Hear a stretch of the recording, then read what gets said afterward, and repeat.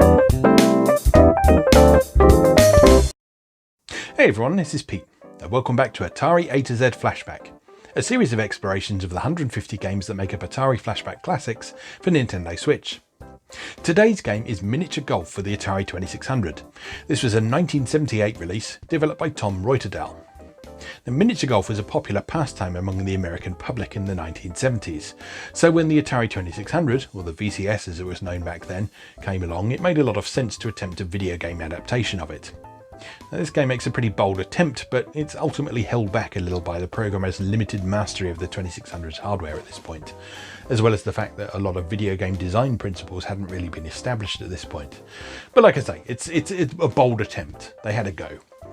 Now, interestingly, just a year after this game was released in 1979, Atari decided to stop distributing this game along with one of the 2600's launch titles, Starship, which made these two titles a little bit harder to find than other 2600 games from the period, which are otherwise fairly abundant, as anyone who's gone thrifting or attempting to collect 2600 games will be able to attest. But yeah, this is a slightly harder to find 2600 game from the launch period.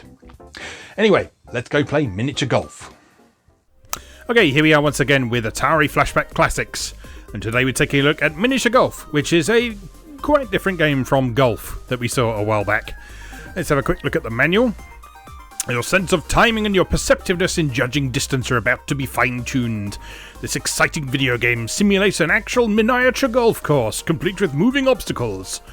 There are 9 holes in which to hit the ball into the cup. Yes, this is pretty much the same as golf, but the execution is quite different, as you'll see right now.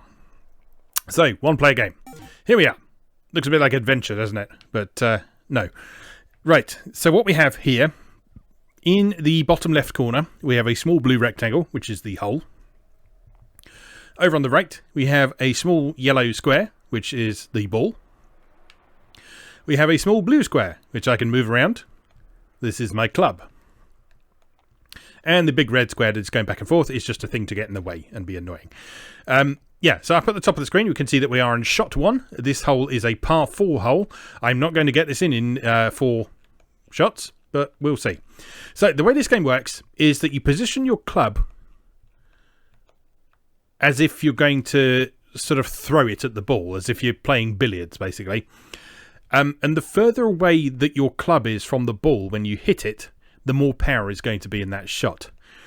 Now, you might immediately see a problem with this, which is the fact that the ball starts down here and we can't put that club any further away from it.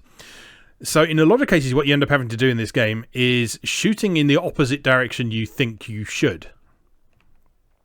So if we shoot from up here and shoot the ball down so it ricochets off that bottom wall, that's how we're going to get a bit more power. But the tricky thing there is judging exactly how much power we need and the direction. So let's try this and see what happens. I chose poorly. So, alright, let's give it a bit more angle and try again. Bit better. Now you see that physics are not a particularly strong concern for the developers of this game. So the ball pretty much comes to a dead stop after a moment. It only has a few different possible speeds.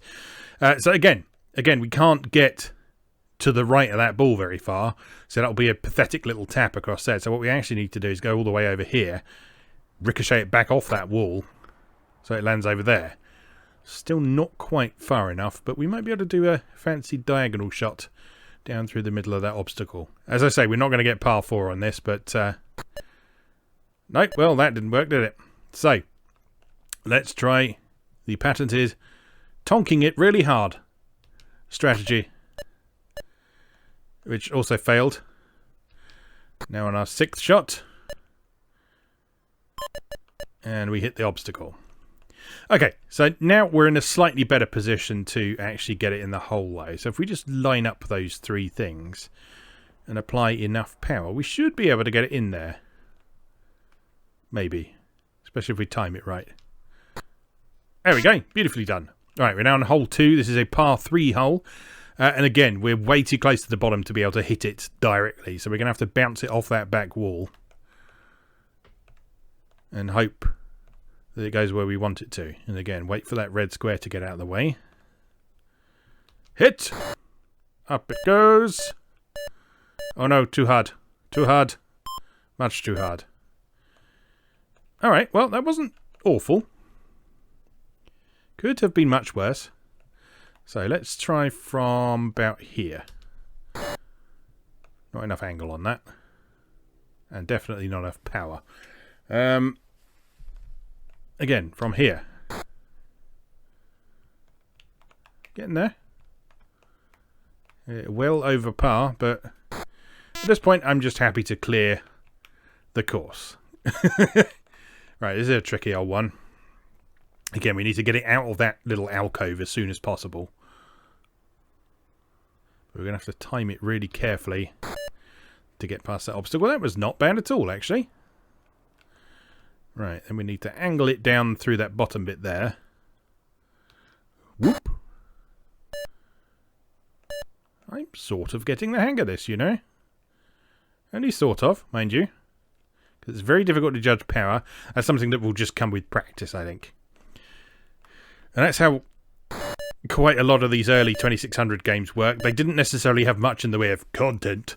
But the interesting longevity came because of the fact that you needed to practice them and build up your skills in order to be any good at them. And this game's a good example of that. So it's only got 9 holes, but the first few times you play, you are not going to master those 9 holes. You're going to need to put in some practice if you want to get some decent scores. Alright, let's see what happens here. Not a lot.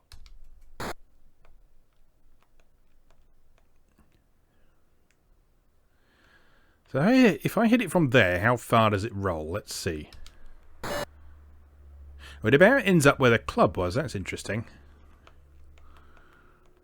Not sure if we can use that information for anything useful, but it is nonetheless interesting. Now, this is a bloody awkward one. So we're going to have to go all the way over here. And you'll notice you can hit the ball through walls. So your club, it pays no heed to the walls on the course. The only thing the walls matter for is the actual ball. So you can just tonk it from over here. Oh, very nice. Very nice indeed. I'm quite impressed with that shot. Alright, another big, beefy one. Maybe not quite that beefy.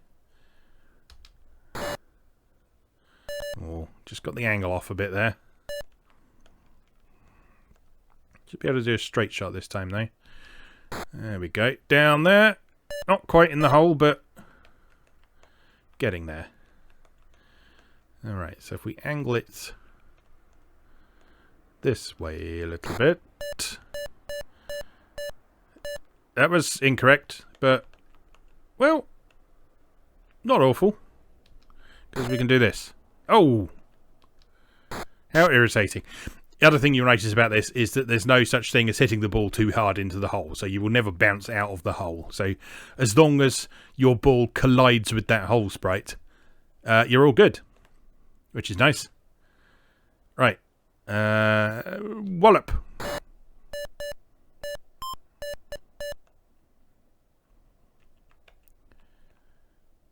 And maybe wallop.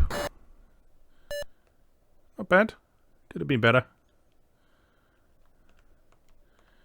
And maybe, perchance, wallop. Not quite. Ah. Frustration.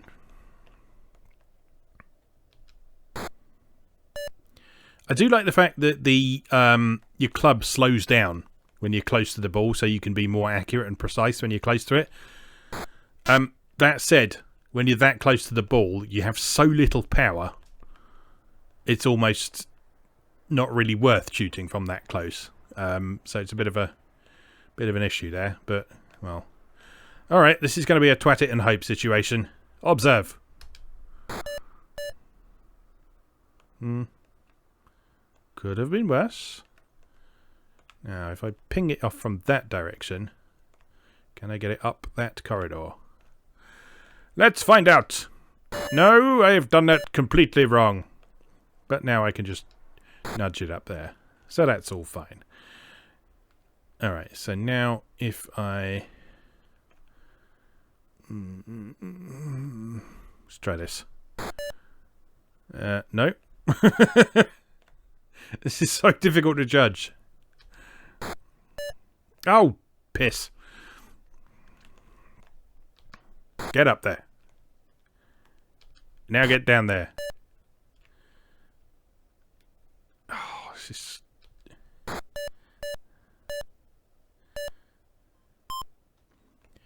It's not annoying because it does make its own sort of internal sense. But it's just... You know how you get a game and it looks like it should be something that you should be able to be good at immediately, and then it turns out not to be that. Well, that's the experience I'm having here. This doesn't look difficult, but it is. My cat Patty has just joined me on the sofa. You may well see her appearing in the background of the video at some point. I'm not sure if she's going to come wandering over here or not, or if she's just going to nap in her usual spot.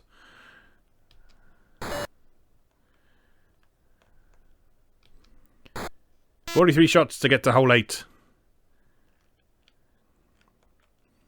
It's all good. I am the best. Should we try and... Let's try and be clever. It'll end badly, but whatever. I have nothing to lose at this point.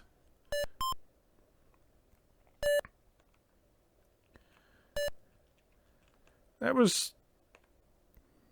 not great, but not awful.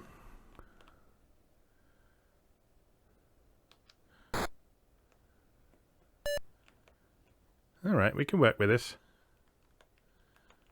What happens if I do this? No, that was foolish, wasn't it? I'm not paying any attention to any vague notion of physics. And this game most certainly has a vague notion of physics, as we've already discussed. Now, I just need to get it in before that... Oh, the thing can't knock it into the hole. That's mean.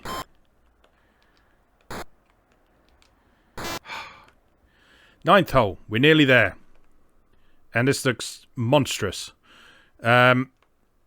Alright. You're on, Atari.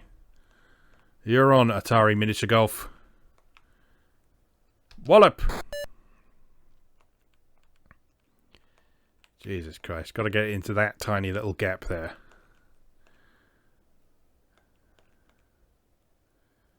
Watch this. No. No, that was suboptimal. Go on, quickly before it comes back. No, no, no, no, no, no. No, no, no, no, no. No. Ball sacks.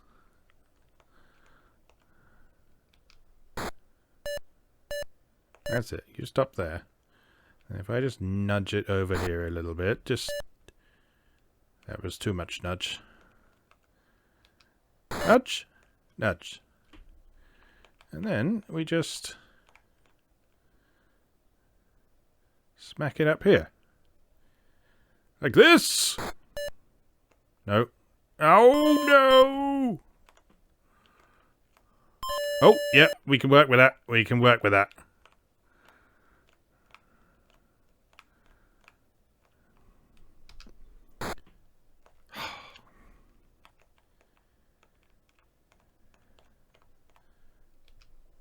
And it's in. 61 shots. Beautiful. Can you do any better? I think not. You probably can. But anyway, that is how miniature golf with the Atari 2600 works. 9 holes of fun. That is quite fun, actually. It's very abstract, and it's very obviously an early Atari 2600 game. You can tell by the sound effects and the visuals and everything. But, you know, it's all right. It's a bit of fun. Bit of fun, isn't it? And I can see that being entertaining with 2 players, actually. So, yeah, if you get the chance to try it with 2 players, give it a try with 2 players. As always, thank you very much for watching, and I'll see you again next time.